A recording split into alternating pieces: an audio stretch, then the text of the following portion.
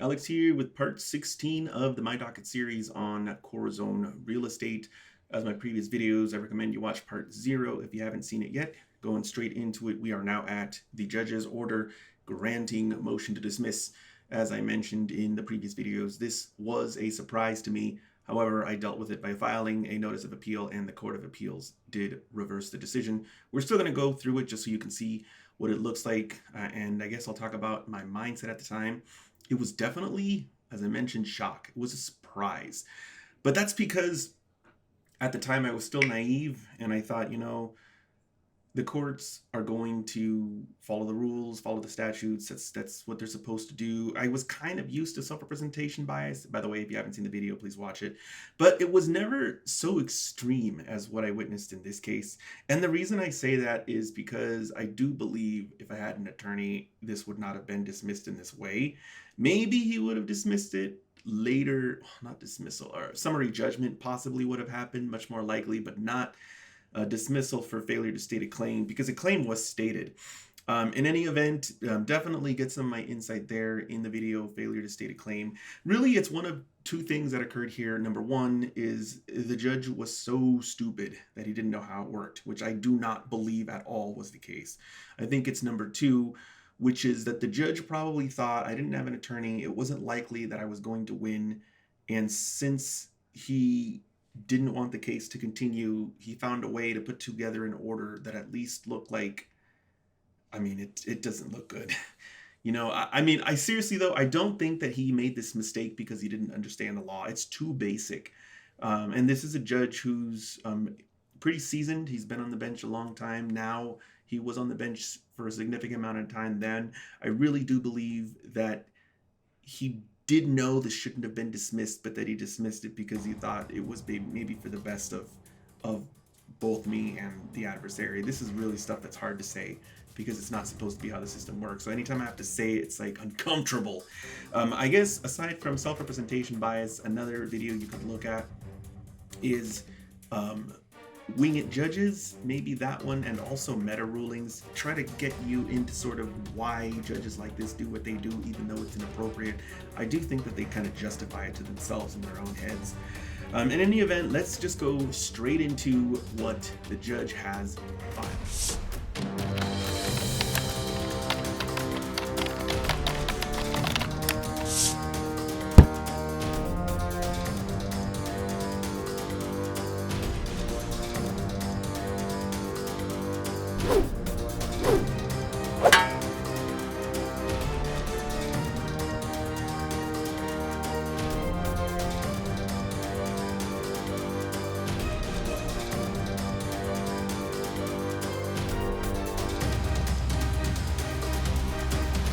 Here we have the judge's order granting motion to dismiss.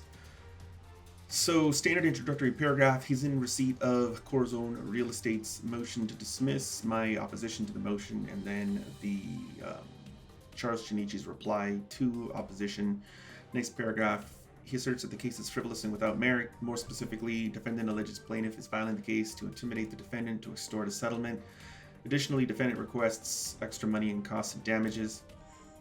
Next paragraph, the court has reviewed the record and is familiar with the case. Plaintiff has filed ex parte TRO claiming irreparable harm. The defendant was wrongfully evicting. After review of the record, the court finds that admission on September 18th filed a 30-day notice as intent to vacate. Therefore, the document was signed and verified. What? So, well, in any event, it doesn't matter because this is all going to get reversed, but I don't remember this being quite as extreme in its language. So he's trying to say the ex parte motion was filed in bad faith. I would argue that it wasn't applying the irreparable harm standard correctly, but I would definitely not say it was filed in bad faith.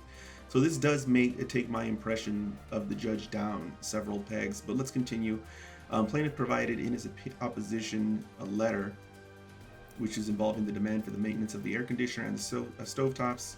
The claims are for a residence of which I no longer reside. The plaintiff has provided the court with no evidence. Evidence is not required at this. What? Maybe he means what? So if you know, that's really weird. Okay, If you want to know why that's wrong, and again, guys, the Supreme Court's going to overturn this whole thing. If you want to know why that's wrong, take a look at my video, The Complaint. Evidence is not considered at a failure to state a claim or record or record of any of the alleged maintenance issues. So, I'm like blinking. Okay, so at this initial stage, which is early case termination, watch the video on the topic, the complaint, watch the other video on the topic, early case termination. He's just supposed to review the complaint itself and review the allegations, and if the allegations do or don't state a claim upon which I can get relief. He's not supposed to be asking for evidence or a record of any of this stuff right now. That comes later on in the case. This is really, really obvious. So he's saying that there's no evidence to support the claims. What? He's right that there's no evidence because we're too early in the process. This is a rule, what is it? Rule 12? Rule 12 motion to dismiss. In any event, guys, all I can do is kind of laugh inside my head right now. I'm really glad I appealed this. And it was one of the ones that was reversed very quickly. So, what? He should have just, I don't know what I can tell you. I don't know how he can pivot from this into anything else. So, yeah, that's the order. Rule 5 certificate of service indicating this document was mailed to both me and Charles Shinichi. Definitely did not know that. I mean, I remember this being bad, but not that bad. Notice of appeal. So, as I've already stated, this is not an order that's going to stand. It'll be overturned. Certificate of Rule 5 service indicating this document was mailed to Charles Shinichi. If you want to learn more about filing an appeal, please watch my video on the topic of filing an appeal, but I will go ahead and continue through the process. Case appeal statement. You guys have seen me prepare case appeal statements so many times. It's like the 6th one. I'm not going to go through it line by line. I will just say that the case appeal statement is like a list of statements on what's going on with regards to the appeal. Who's the judge? Who's the lawyer for each side? Where is the addresses? Where's the who's the petitioner? What are the claims?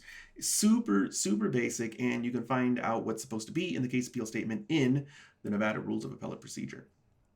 So if you also, my standard policy with my docket series, if you think that I went through a document too quickly and you'd like to go through it yourself, just go down into the description below, click on the link, download it for yourself, take a look. If you see something in there that you think I should have talked about, just mention it down in the comments. Rule 5 certificate of service indicating this was mailed to Charles Shinichi.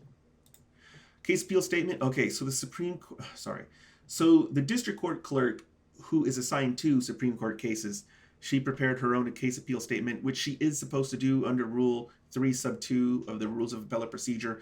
If you're representing yourself, the clerk prepares the case appeal statement for you. In hindsight, I shouldn't have done this. Just let them do what they're supposed to do under the rules.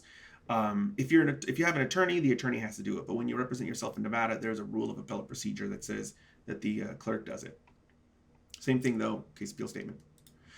Clerk, a certificate of clerk and transmittal. The clerk is transmitting from the 2nd Judicial District Court to the Supreme Court of Nevada the notice of appeal. And just pretty much what I think is one of those routine documents, nothing really to go into. It's just stating that the documents were transmitted to the Supreme Court. And that's it. Going into the aftermath, I filed two documents, but they were, well, they aren't supposed to be free filings. I was supposed to pay $250 in a filing fee and an additional $500 in a cost bond for a total of $750, but I didn't have to because you're going to see in the next video that I filed an application to proceed in forma pauperis, which is ultimately granted. Because of gaining forma pauperis status, I was able to file this appeal for free. So $0 in costs. Charles Shinichi did not file anything and incurred $0 in costs. I didn't have an attorney, so I incurred $0 in attorney fees. Charles Shinichi's attorney, he's eventually going to be forced to hire one. They're going to review these documents. I don't think they're going to spend hardly any time on it. And so I would say 15 minutes for all 5 documents. It's going to come to, at the rate of $250 an hour, $62.50 in attorney fees for Charles Shinichi. As for my previous videos, feel free to post any questions you have down in the comments below, and I will see you guys next time.